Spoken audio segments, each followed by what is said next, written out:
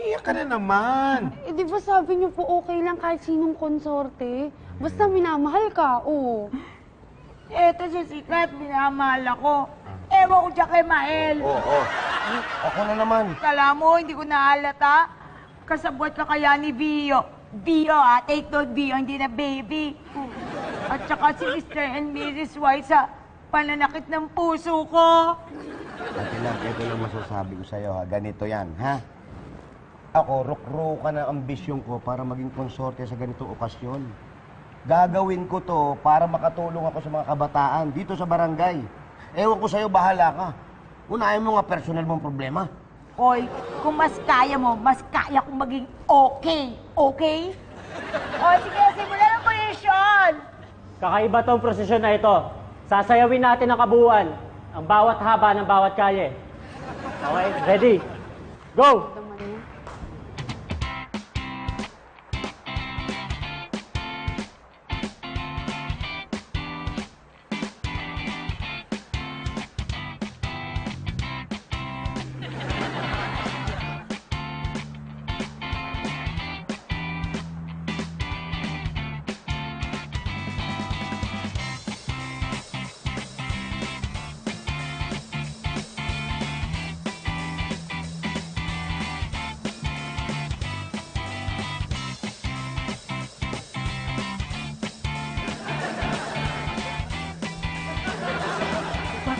Bumagal tayo. Talaga, mabagal talaga yung lakad.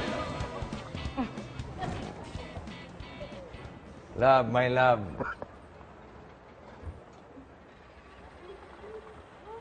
Will you marry me? Marry me ka dyan.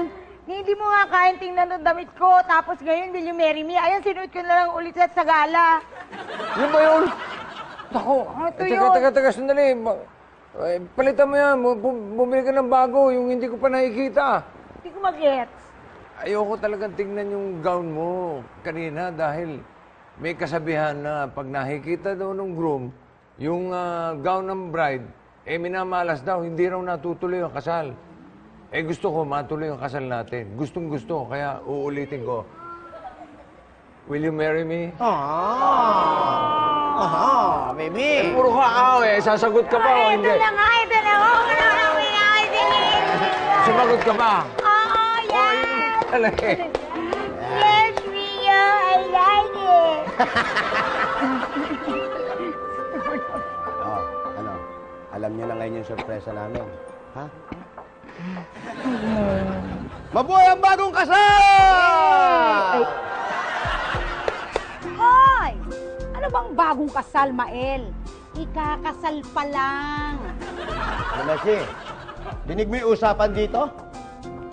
Malay nyo naman, andito ako, isa sa mga usyoso. Thank you, baby.